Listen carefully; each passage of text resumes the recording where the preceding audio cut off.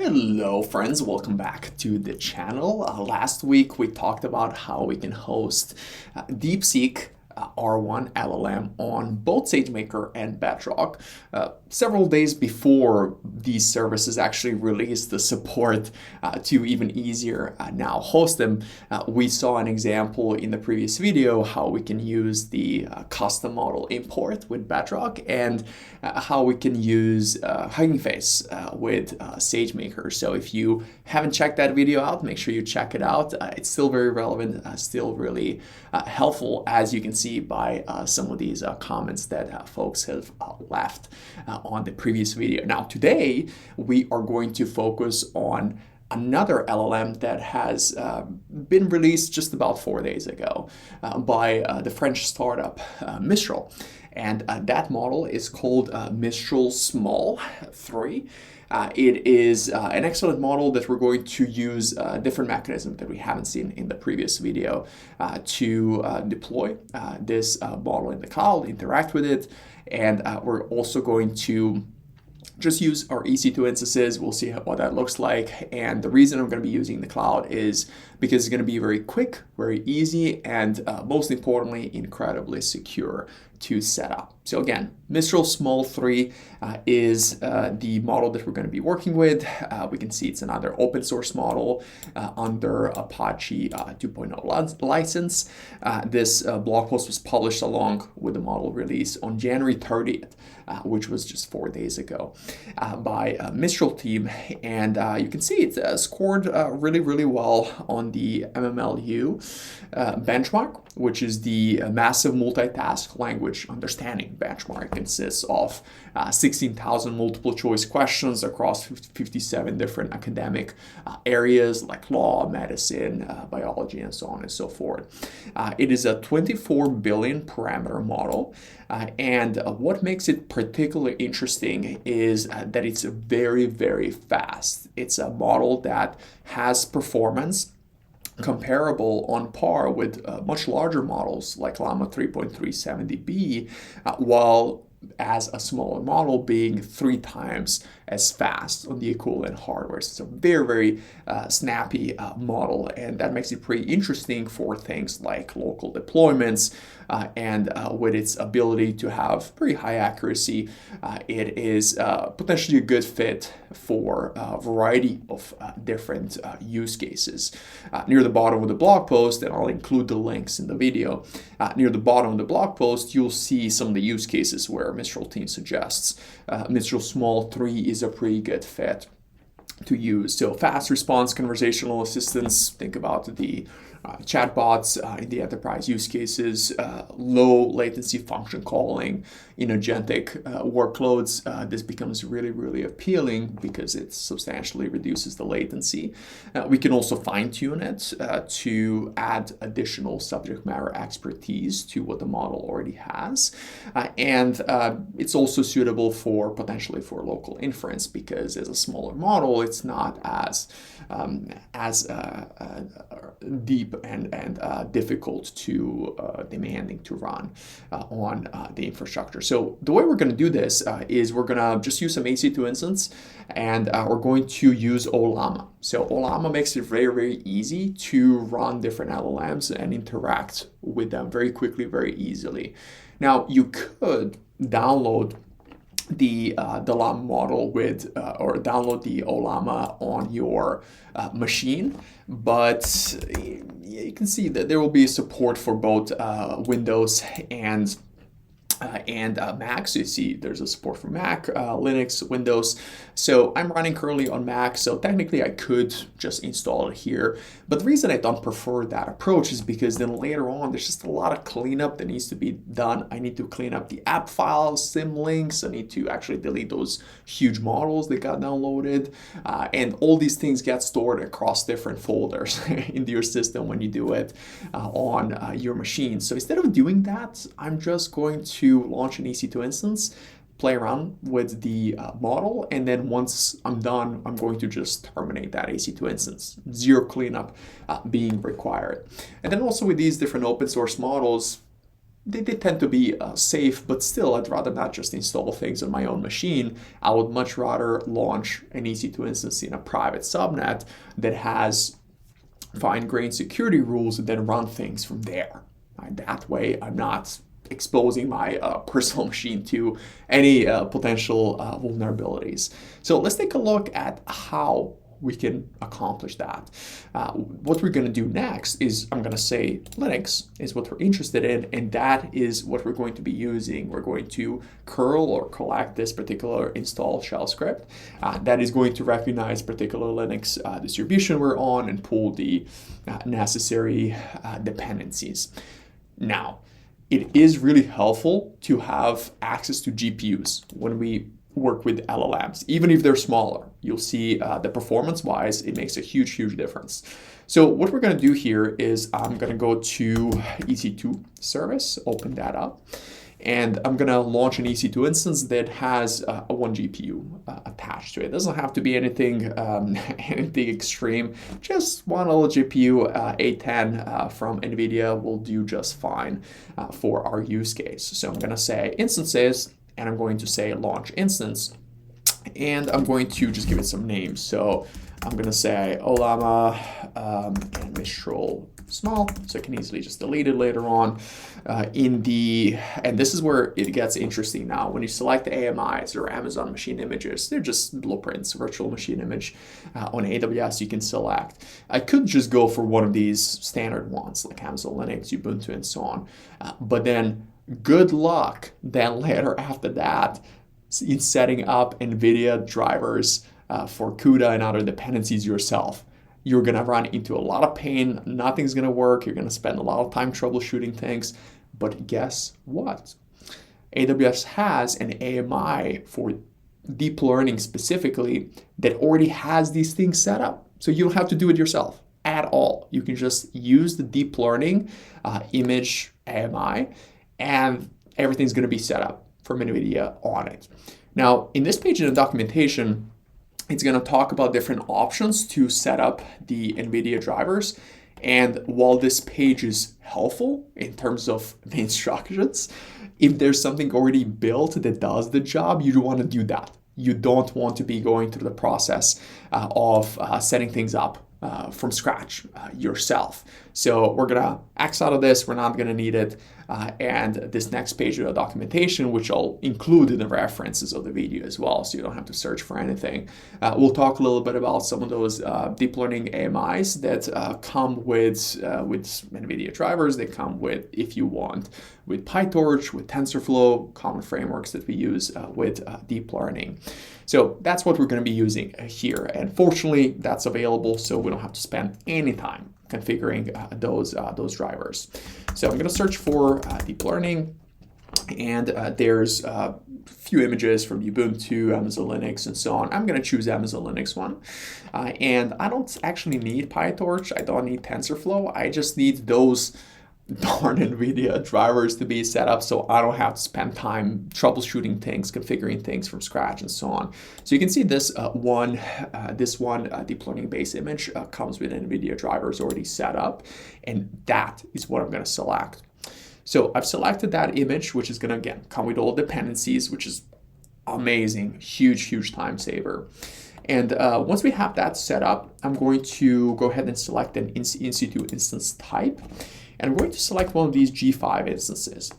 Now, this first G5 instance, extra large, comes with 16 gigs of memory. That's not quite gonna do. We're gonna need a little bit more because this Mistral model alone is about 14 gigs in size. You wanna load that entire model into memory.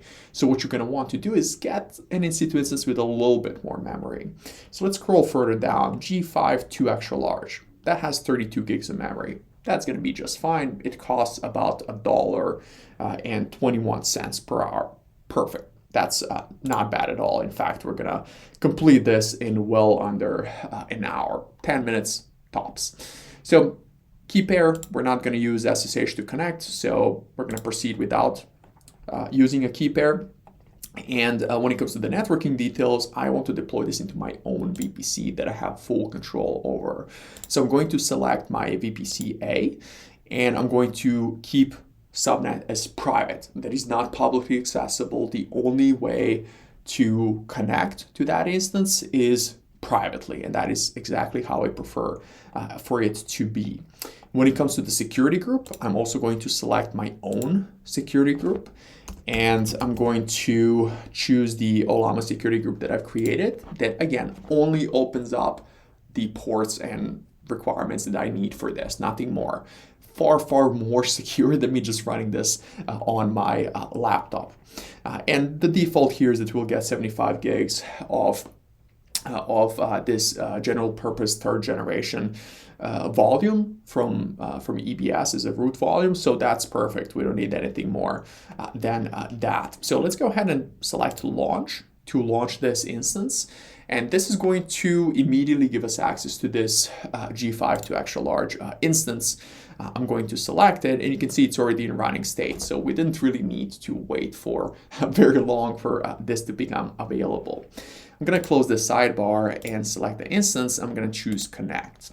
Now, we're not using these some of these other options like EC2 Instance Connect and SSH to connect because we're not using SSH. In fact, I didn't even open up port 22 for SSH on this instance. I'm going to use Session Manager instead.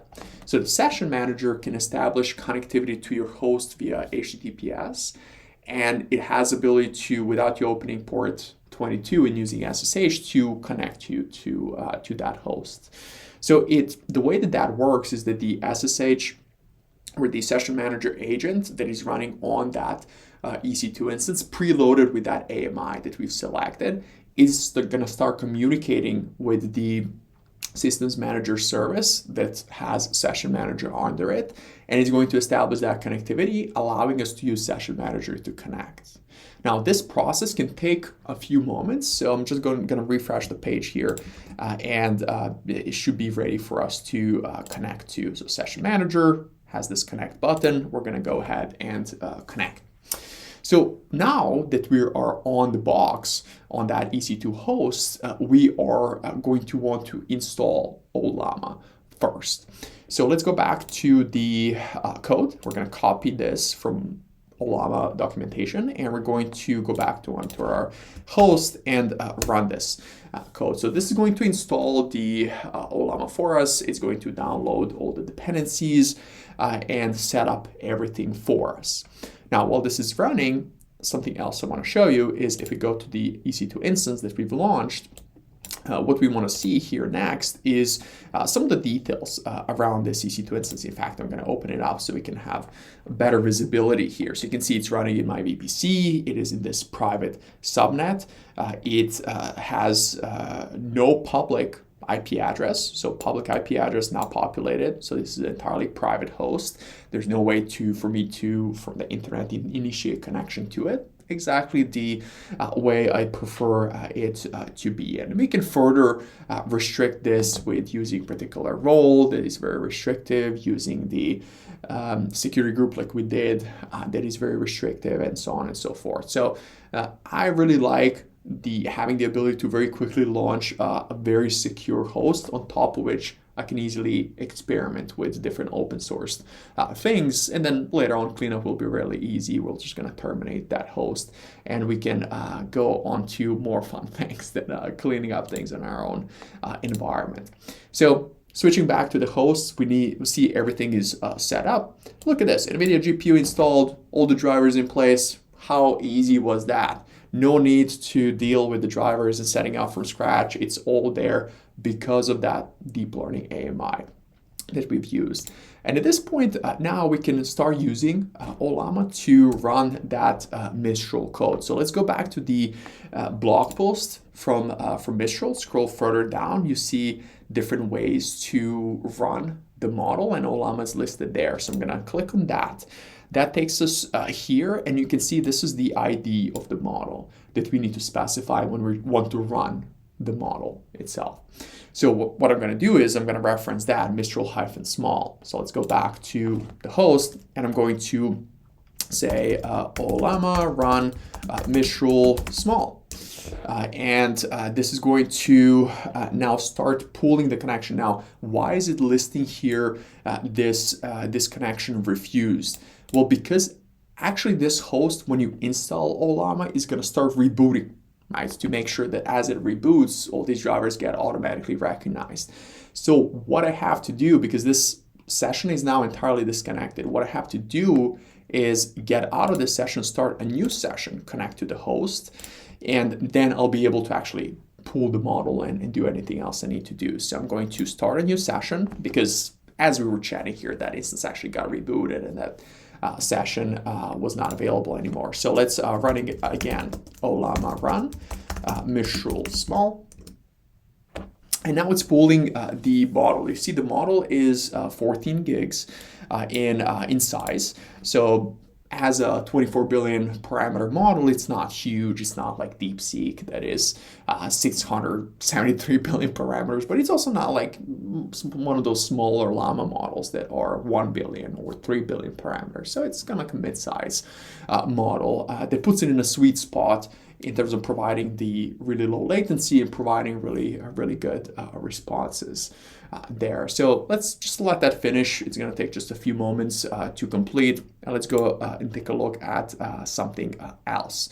So in terms of enabling connectivity, you may be wondering, okay, how is this host that's a private host, how is it going out and pulling the weights there?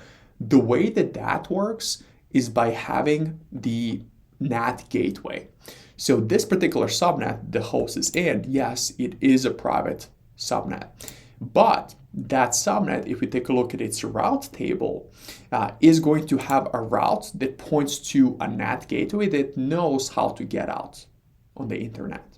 So let's take a look at the route table here, take a look at the routes, and you can see this one route that sends all traffic out to the internet through NAT gateway. Gives us ability for our private host to initiate connection with others on the internet, like these repositories that we're pulling the model from, with preventing anyone from starting a connection, initiating connection on the internet with our host. So our host remains private, but it still has ability to go out and fetch what it needs to. So that is how this is going to be working, right? This is why this actually works.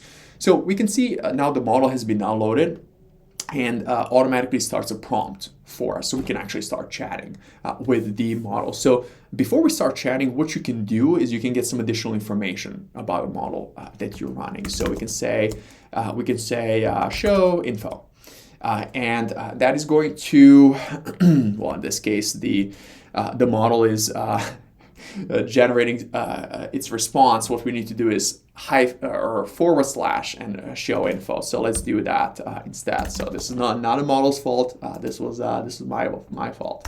So show info, and this shows us some additional information about the model. Like this is based on the Llama architecture. It is, you can see it's not quite 24 billion parameters. We're close, 23.6. The context length is decent size, 32,768 tokens, and it also shows us the embedding length here. Aside from that, we get to see what is the system prompt.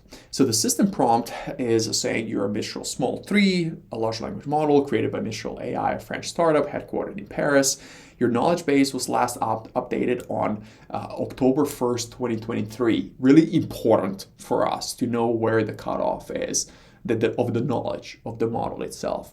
The next part of the system prompt is going to say when you're not sure about some information, you can say that you don't have the information and don't make up anything. So this is really helpful to include in system prompts from the perspective of minimizing hallucinations, minimizing the scenarios where the LLMs just make up information that is not accurate. And then there's some additional instructions in the system prompt that is practically going to be included alongside our prompt to make sure that the model does as good of a job as it can in generating the output. So what we can do here is we can ask it some question. Hey, what types of tasks are you good at? And we're going to ask it, and you can see how quickly it's generating the response. That is the GPU here that is causing this really low latency, because you could run this model in CPU only mode, but the responses are just not going to be nearly as fast. So having at least a smaller GPU like what we've selected here for this with this EC2 instance makes a huge difference. So you can see here in the response, it can help with a variety of tasks across different domains. Here are some examples: answering questions, writing assistance, language translation, programming help, and so on and so forth. What's also interesting about this model is that it can be used in a few different languages. So I can ask it what human, just make it clear, languages are you proficient in? And it says you can understand different languages. You can see primary language is English, but you can also use it in Spanish domains. You can use it in French-speaking environments, German, Italian, Dutch, Russian, and so on and so forth. So you can see something that is something that Mistral talked about this model that makes it competitive, makes it interesting, is that it's not just for English speakers. It can also be used in other geos as well. So there you go. That's a little bit of an intro around how you can very easily, very quickly, and very securely experiment with different LLMs using Ollama in this case. In the future, if you're interested, we can look at other approaches there as well, but just a simple EC2 instance setup, very quick, makes this very easy to use. And now when it comes to the cleanup, it becomes really easy to clean up, because guess what? You just close this, you go back to the instance and say instance state, terminate, and delete this instance, and it's gone. You can walk away. You can grab a drink, you can go on a walk. No need to spend time searching through different folders where Ollama stores the models, the app files, symlinks. It's all gone. And this took us just maybe 10-15 minutes to go through, making it very cost effective. At that price point of $1.20, this whole experiment cost us maybe 20-30 cents in total. So that was very well worth it. So hey, hope you enjoy this. If you're interested in learning more about how to run LLMs on AWS, we have services like SageMaker and Bedrock that make this really appealing. There's some free courses you can get through, like the SageMaker Jumpstart Foundations, that are going to introduce you into how to work with SageMaker Jumpstart and how to work with different LLMs. Through it, it's free. It's not going to cost you anything other than your precious time. There's another course on SageMaker Jumpstart that's focused on customizing, fine-tuning, right, and evaluating LLMs with SageMaker Jumpstart, as well as a course that is going to be focusing on Bedrock to kind of show you a slightly different way of working with LLMs with that service, with Bedrock. And then if you happen to have the Skill Builder subscription, what you can also do is complete these jam exercises. So there are 2 jams focused on generative AI, SageMaker based, what we see here, and Bedrock based. So this is going to take you maybe 4 hours to complete. It's going to give you AWS environments that you can build different things in. And the reason these things are called jams is because you get provided with a broken environment that you then need to troubleshoot. Through that troubleshooting, you learn a lot, you solve the problems, and you arrive at the working solution. So again, these jams, the last 2 things I mentioned here, will require subscription. So if you already have it, you can check it out. If not, plenty of other content is going to keep you occupied there. So thank you for sticking around. Thank you for staying here through the end. If you haven't subscribed yet, please consider doing so. Obviously, you stayed through the end, so you must have enjoyed this. And hey, if you have any other ideas, anything else you'd like me to walk you through, just feel free to let me know in the comments section, and I'll be more than happy to cover that next time.